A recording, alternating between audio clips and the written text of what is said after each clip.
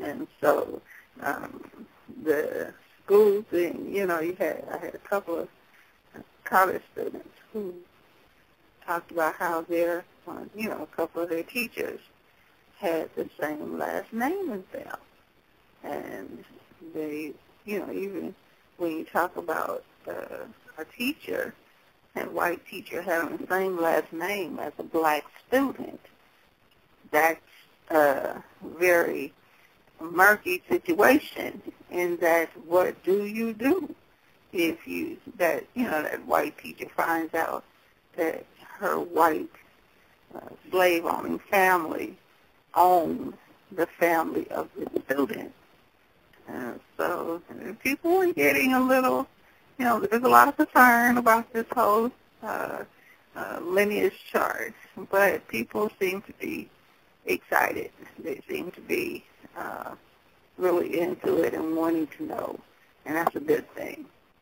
And so we went through husband and wives, and when they met, they had the same last name. So they thought it was really funny because when they got married, the woman didn't have to change her name because her name was already the same as his. And it kind of brought some quiet to the conversation because they did have a couple of things in common. The fact that both of them were raised up from little children in the DFAC system. Both of them went through foster care and all that good stuff, which is the things that they had in common but never really talked about. Neither of them really talked about the stuff they had went through before they found each other. And so you had both of them were in the system up until they were teenagers. Then one went to live with family, and the other one kind of went to the streets. And they met each other in their 20s and hooked up, and they had children, all kind of stuff. But the question became, what if they were siblings and they both had the same mother or the same father? And that was really, really concerning for them. So, this lineage chart for them will be kind of a mystery. Of course, as a minister, I told them the first thing they need to do before they even start is talk about the ramifications. What do we do if we find out that we are actually siblings? What do we do? How does that change things? What, how do we talk to the children about that? And if you talk about these things before you even start the lineage chart, then you can decide whether or not you even really want to know. But once you start the chart, and it gets, them pieces start coming together, there's kind of no turning back at that point. You can stop whenever you want, but there is no turning back. So, when you find those grandparents and those great-grandparent pieces, if those pieces are similar, then, you're going to create more questions. You're going to create a situation where you're going to want to know more. If you find that you have the same father, and that means your children are not only siblings, they're also cousins. And so, there's a lot involved with this slave trade thing. And whites did it on purpose. They knew what they were doing. It's in their laws. And so there was a lot of inbreeding among whites, and they created a lot of inbreeding in blacks. They actually used to force blacks to mate with other blacks that you didn't really have a choice, and you had no idea anything about this person. You were put in a barn, or you were put in a shack or something, and you were required to produce slave babies for these white slave owners. And so a lot of mixing of the different family lines took place during the slave trade.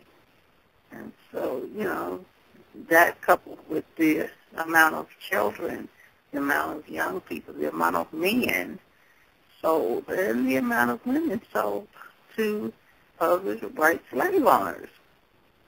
So if you have a situation where your great-grandmother had, let's say, 10 children, and 5 of those children in her younger years were sold away from her to other white plantation owners, well, then she would have 5 children whose lineage she knows about, and she would know about her grandchildren from those children. She would know about her great-grandchildren from those children.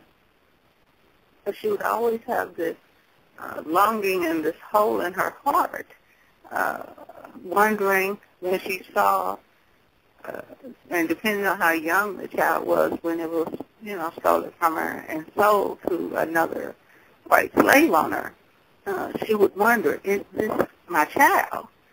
She would look for little signs, whether or not, when she see a Negro child, she would look for signs in the eyes and, look for birthmarks and different things to find out, trying to figure out, is this my child?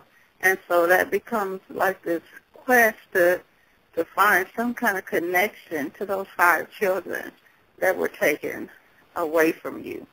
And if you are not able to find those children, then you start seeing the next generation of children, and you wonder, could this be my grandbaby? A child walks up to you, and they're really friendly, and you're like, could this be my grandbaby? And as you get older and toward, your older years, you wonder how big your family would have been. You look around at your family and how big it is, but you wonder how big it would have been if you had your other 5 children.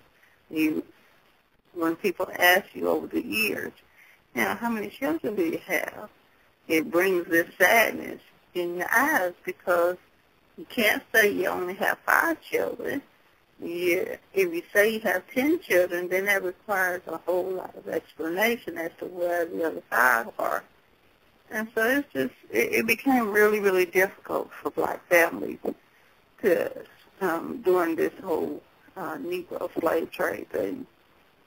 And then, of course, you have, once the so-called Emancipation Proclamation occurred, you still had the Negro child slave trade. You still had the Negro males being snatched out of the community at 14, 15, and placed on chain gangs, and you didn't see them for a while. And, they were having, all of these different issues. So you still had the thing of, I have, 4 children, but I have 3 more that are on the chain gang. And you always had to explain where your other children were. And then with the DFAT system, when it came into the 50s and the 60s, you had these whites that were constantly threatening black families with the taking of black children. And so a lot of black families lost their young children to this white business, this white slave trading operation. And so by the time the 70s and 80s came along with the whole drug situation and different things going on in the black community.